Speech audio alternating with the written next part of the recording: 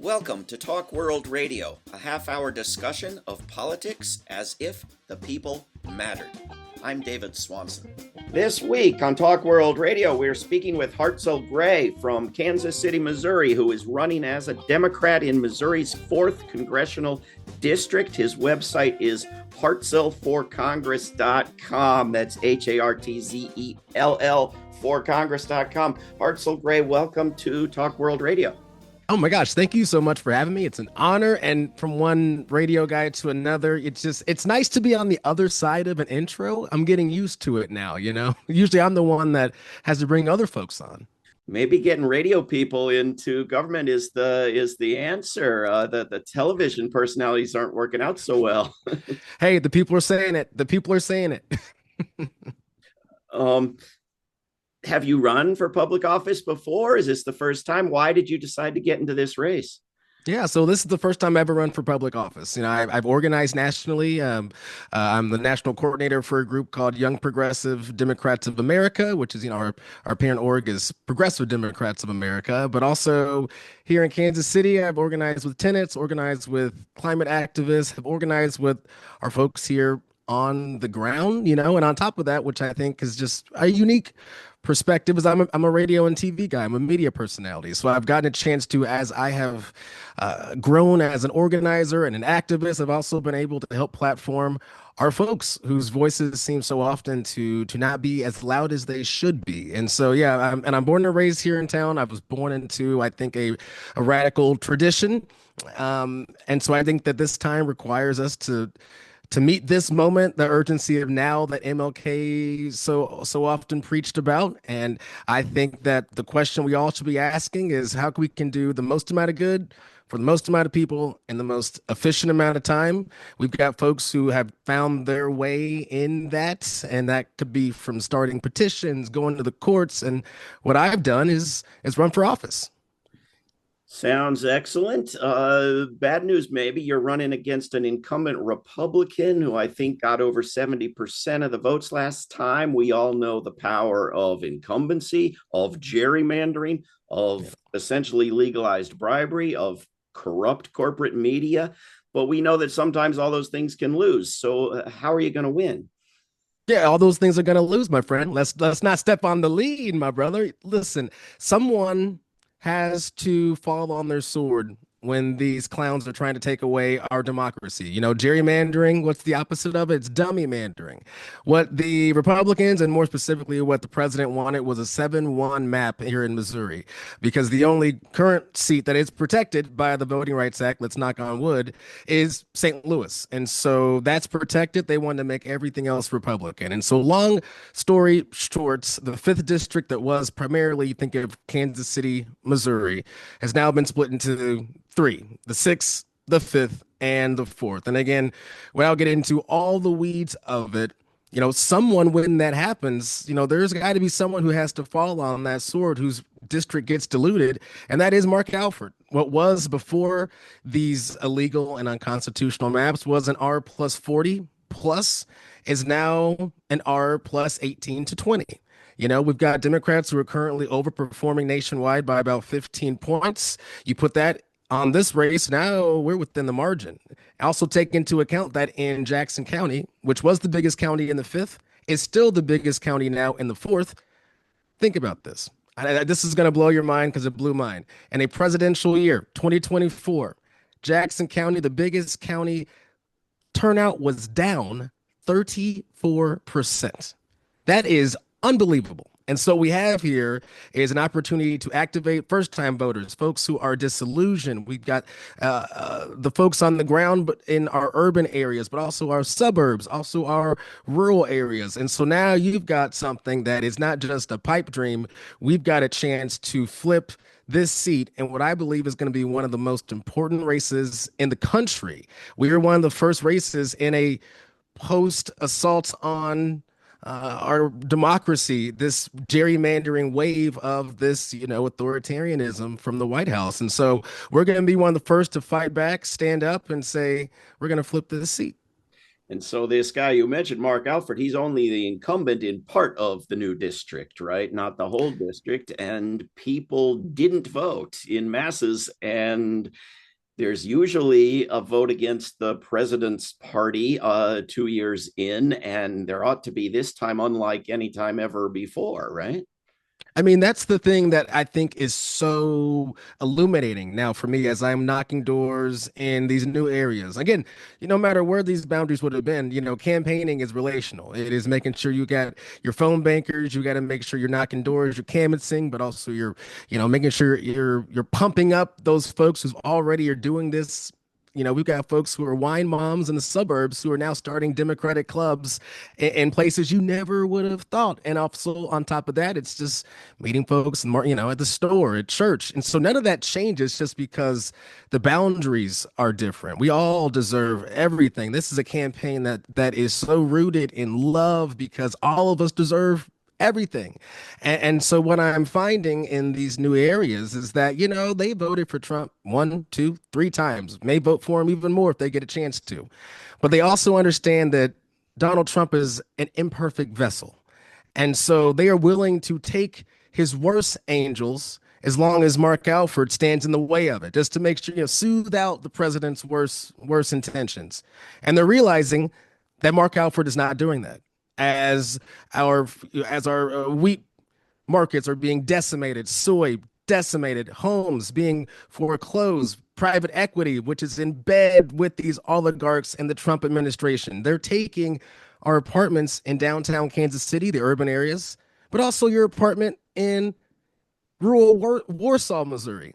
Not just taking their farmland, maybe sometimes it's the same company, but also their housing. And so we got to connect these dots. I guess not even connecting dots, it's making sure our folks know that we're walking with you as you figure it out on your own. And if we can put all those things, the MAGA of it all, if we can put that on Alford, then I think we can help wake up our folks. And also that's how we're going to, I think, make this tent bigger. And that's how we make history. We make the biggest upset in the history of Missouri congressional politics. Sounds very good to me. You've got a terrific platform on the website at hartzellforcongress.com. What are some of your priorities if you're elected? Yeah, it's guaranteeing the basic. We got the big four or five. It is taxing the rich and redistributing that wealth to the working class. I mean, this is unbelievable that you have one person, Elon Musk, that owns more than the bottom 53% of the wealth in this country. But it's not just the cartoon villains that are Elon and Zuckerberg and Bezos, again, helping to connect these dots for our folks without talking down to them. Because I can say to my 90-year-old grandmother who can't stand Elon, and I say, well, man, I guess what? It's not just Elon, because the top 1%, not even folks who are bad people, they just own that top 1%, the bottom 93% of the wealth of this country. And so when I can say confidently that we're not coming for you, Grandma. We're coming for the billionaires who are actually buying up your nursing homes. And so we're going to tax the rich. We're going to redistribute that wealth. We're going to get all of this dark money out of politics. We don't take any corporate money. One of the first groups to reach out to us was APAC before we even went public for our campaign. That shows you how gross that this is.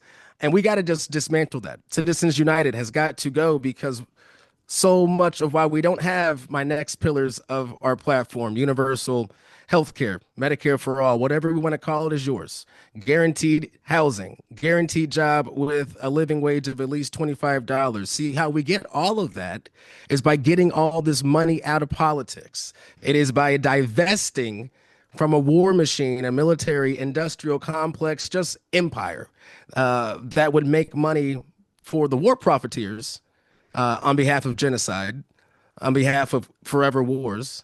And some of those same folks, those war profiteers, are also the same corporate folks who have given dark money and have won campaigns. I mean, it's all related.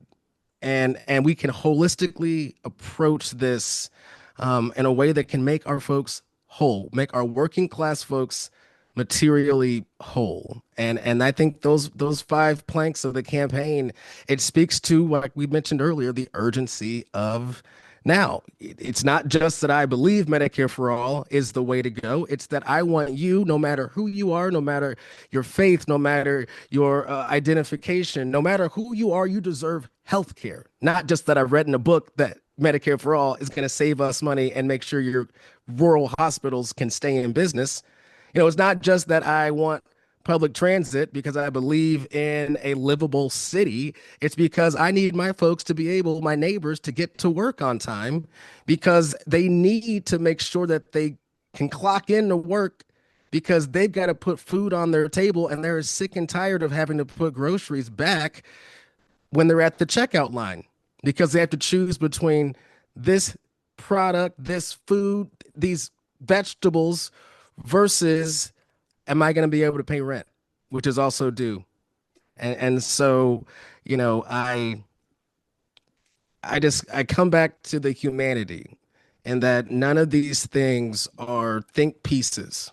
This is happening right now here in my Missouri Fourth, but all across the country, our folks are hurting. And it's not just hurting, it's they're hurting because of an intentional attack from these big moneyed interests, from an authoritarian government that would sick out goons, this 21st century stormtroopers and ICE. I mean, we have to meet this moment in a radical, transformational vision. I believe is the only way we're going to be able to do this.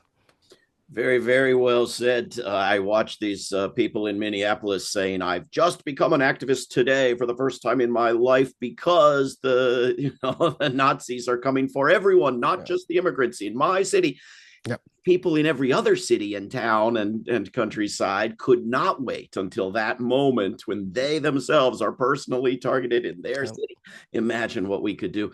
But the platform you lay out from Tax the Rich on down, as far as I know, is extremely popular in the polling, but also extremely rare to hear from candidates, even from elected officials, maybe even more so. If I speak with candidates, I usually have to wait till the end of the show and say, what about taxing the rich too? Could you add that in there? But the one thing that surprises me that I wouldn't have even thought to ask about is the jobs guarantee Yeah. everybody a job. I think rare as guaranteeing an income is, that's more common a proposal than guaranteeing a job. So I'm curious, why is that in there and how would it work?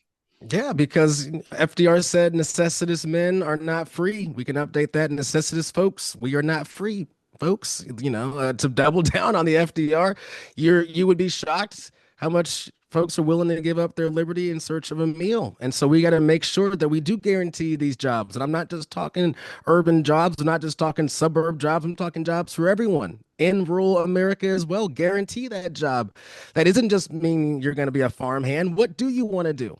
Like, let's start making sure that our folks are materially made whole. And how do we do it? Well, it's like what we just talked about with taxing the rich. If we are going to preach and say the billionaires should not exist, then why are we talking about 1% and 2% and 3% after a billion? No, everything after $1 billion is going to be taxed at 100%.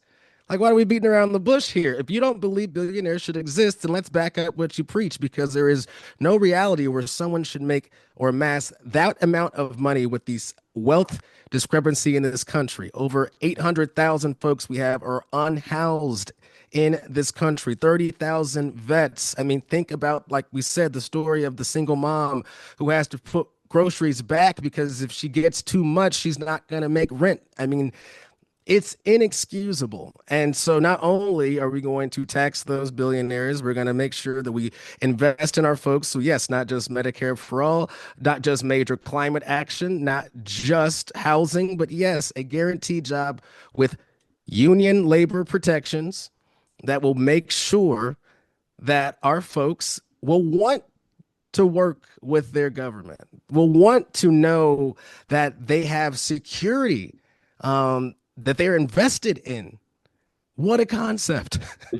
Because so often right now, maybe only the working class, their interactions with their government is when they are getting beaten down from their government. And so it is time for us to reclaim this American promise. And I think that American promise includes a guaranteed job with a living wage.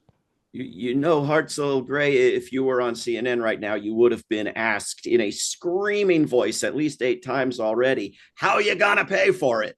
And one answer, obviously, is tax the billionaires and the multimillionaires, and you get hundreds of billions at least once, and some smaller amount the next year and the next year.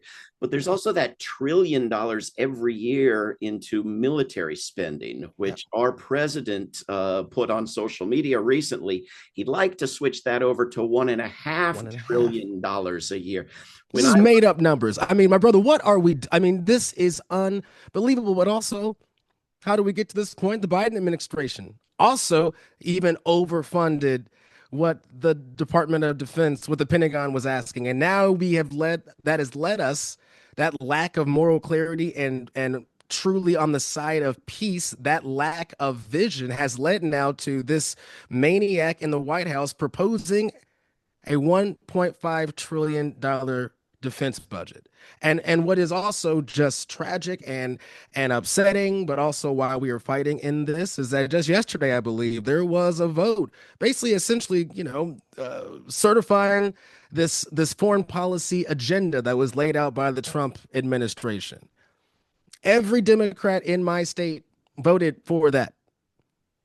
So this is a bipartisan issue. Every representative in my state, period, voted for a foreign policy that is rooted in occupation and imperialism and genocide and colonialism and exploitation and extraction.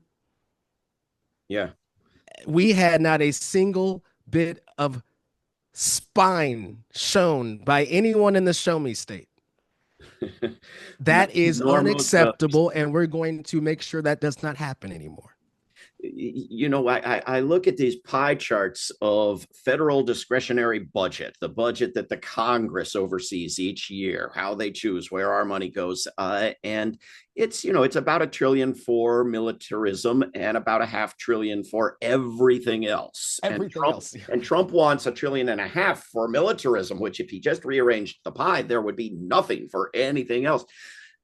I've never seen a congressional candidate do this, and maybe you won't do it either. But if you were to put out what you think that budget pie should look like, what would it look like in rough terms? Like how big a slice would go to what? Oh, we are going to listen, and the defense budget can't pass an audit, so they are no longer in a position to call their own shot on this one. No, we are going to fundamentally rethink everything about this war machine. I mean, I don't know if I have the exact numbers, but I know that I am tired of our folks and my kids in my district having to go into debt, to lunch debt, because they don't have a guaranteed meal. What, $30 billion, my friend, $30 billion could cancel out hunger in this country. $30 billion, and he just proposed 1.5 trillion to engage in surveillance of American citizens, to assault the working class around the world. But they say we can't afford Medicare for all. They say that we can't afford to make major climate action. We can't afford to wipe student loans, even though the president absolutely has that authority in the Higher Education Act. I mean, who is, one of the things we say in the organizing space, my friend, is who is your city for? Who is your government for? Yes, a better world is possible because we have to acknowledge the reality of who our electeds think that this city is for, this country is for.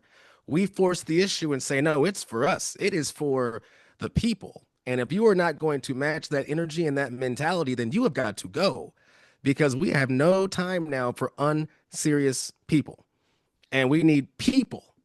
We need a collectivism. We need folks to come out of a movement, because that's how you ground yourself. That's how you're accountable. That's how I know that I need to divest from the war machine. Because when I'm talking to people, they say, why we got all this money for bombs when I got potholes right in front of my business. In fact, I have no business traffic now because of all these potholes and the infrastructure that's not being invested in. Because now I got no place for my folks to park. I got no place for them to put their bikes.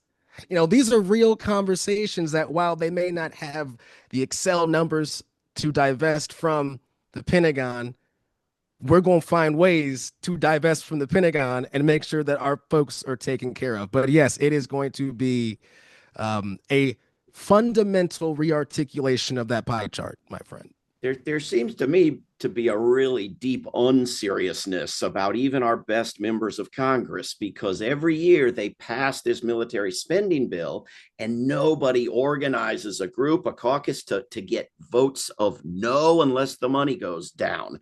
Instead, they do things like introduce legislation that, if it were to pass both houses and override a veto, would cut $100 billion from military spending. And that sounds really nice, but the military spending bill every year goes up tens or hundreds of billions of dollars. If they were to even pass that bill to cut 100 billion, they could just increase the thing by another 100 billion and nothing would have happened. Like, if you were in Congress, would you try to organize people not to make nice statements the day after the vote, I voted no, but to organize people before the vote to try to block the military spending? Absolutely. The fact that we can't even get the minority leader in the House, Rep. Jeffries, to commit to defunding ICE as a way to leverage the Senate minority leader, Chuck Schumer, to not, that's an abdication of duty. That is capitulation to this colonialism. That is capitulation to that is capitulation to the president from our supposed opposition party. This is my opposition party. This is the best we got. When you are an elected official in the halls of Congress, you are one of you are given an immense power, an immense responsibility, and to not use that to the full extent, to not use your bully pulpit, not just in DC, but at your state houses, at your local municipalities.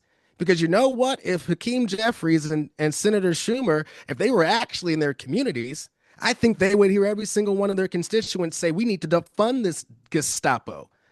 But you know what? They're not in their communities anymore. But they got a whole lot of donors that are in their inboxes and in their phones. And so, yes, we have to organize like our life depends on it, because, David, our life depends on this. And so at every level of power, at every opportunity, we have to find ways to force the issue, even if that means I've called for the impeachment of everybody in this administration. And I mean it. It's not a throwaway. This is where we are. That's how corrupt these gangsters are. And no, we don't have the power to convict and remove, but show some spine. Every Democrat, you can make it a carousel line, should be every day filing articles of impeachment against the president, the Secretary of Homeland Security, the Department of War, Hegseth. I mean, this isn't a joke. This is real. Show our folks that you're doing something. And so, yes, to answer I get worked up for this because it's like they think this is some sort of, again, thought experiment or some sort of chess game. And what I'm saying is it's not a game. It's absolutely not a game. We've got about 5 minutes left. Hartzell Gray, we're facing greater risk every year of climate catastrophe and greater risk every year of nuclear catastrophe. What should Congress be doing? I'm on board with what Senator Sanders has proposed. We need a complete moratorium on these data centers, because right now what we are seeing, our climate is under a complete crisis. We are getting no help from the federal government. The IRA subsidies, which were just a drop in the bucket of what we even needed to begin with. In fact, a little bit more carrot than stick than what it needed to be. But even that we have seen roll back. And so what can we do in the immediate and your municipal levels and your state levels? What I will always argue on a congressional level is, yes, a complete moratorium on these data centers. I think we need to be done with them, to be honest with you. We need to continue to talk about, yes, AI protections or this machine learning protections, but also it is a climate issue. It's a labor issue. It is a worker issue because it's being sold as these incredible worker positions. I know that's what they're telling folks in my district, but they're short-term jobs for what is essentially going to be working for our own displacement. We are essentially putting together the pieces that are going to displace us and with no protection. So yes, I am running a climate centric campaign because it's part of the purview that we deserve everything, right? Because when we say, again, in that organizing space, a better world is possible, well, we are supposed to then not just say what we think as progressives, as socialists, we're supposed to make that happen, work towards it. So we have to ask ourselves, what does this look like? What does the air I breathe, does it smell? Again, can I get from one bus stop to the other? Can I make sure that I can ride a bike and not feel like I've got to duck and bob and weave because we've got too many cars on the street? Can I make sure that I can live in a society where I don't have to fear for nuclear annihilation? And by the way, all that nuclear waste and garbage that has been shuffled and dropped all across my state from the Manhattan Project and these Cold War consensuses, we got to clean that up too, not add more to it. And so, yeah, all these things, it's so related because I got to make sure that we clear out that waste so that I can have guaranteed housing for our folks so they can make sure they have a job to pay for that housing. It's guaranteed union protections. And if anything happens, they can go to the doctor because it is guaranteed. And that's not single issue. That is you. You are the issue because you deserve it all. And I think that's what we need in this moment, my friend. Let me ask one more thing. We got a couple minutes left. Your platform seems so strong. End the wars, Medicare for all, $25 minimum wage, job guarantee, and 12 other things we haven't mentioned. I'm not an expert on guns, but when I look at your platform on guns, it seems like more tweaking around the edges. You regulate this, supervise that. Like, why can't we ban the damn things? Like, this is, Listen, and that is that I am someone, my friend. They've set records in Kansas City, Missouri for the last. We're a little bit down now, and by a little bit down, we're like 2 or 3 murders away from being on pace from a record-breaking year last year, which was a record-breaking year before, and the year before, and the year before. I have lost too many folks to gun violence, both at their own hand, but also completely at the hands of someone on the other side of a gun. I'm not a gun guy. I am unapologetically just not a gun guy. And so when we get in there, yes, we're going to ban these weapons of war, these assault rifles. But I also would like to do that. Not a lot of folks are talking enough about. We can't even have buybacks for weapons in the state of Missouri. Like I think we should make it so that every state would allow for a buyback program. I think we have really good-minded folks who are like, I don't need this. I've got folks who are saying, you know what, this is nonsense.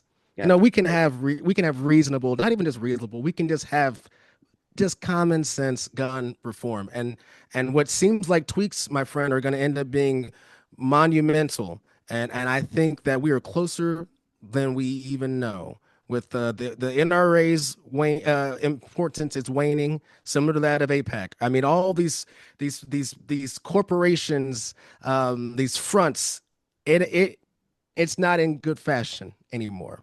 And we need to use this as an opportunity to take on all of them, including the NRA, and making sure we get these weapons of war off the street. We have to. I hope you're right. I'm glad you're running. If you are listening and are also glad that Hartzell Gray is running for Congress, you can check him out and get in touch at hartzell4congress.com. Hartzell Gray, thank you for coming on Talk World Radio. It has been an honor, my friend. I hope this is the first of many more. The start of a beautiful friendship, I hope. Me too. This is Talk World Radio. I'm David Swanson. Take action at rootsaction.org. Help end war at worldbeyondwar.org. Read or listen to today's Peace Almanac entry at peacealmanac.org. All past shows can be heard at talkworldradio.org. Talk World Radio is produced in Charlottesville, Virginia, and syndicated by Pacifica Network. There is no way to peace. Peace is the way.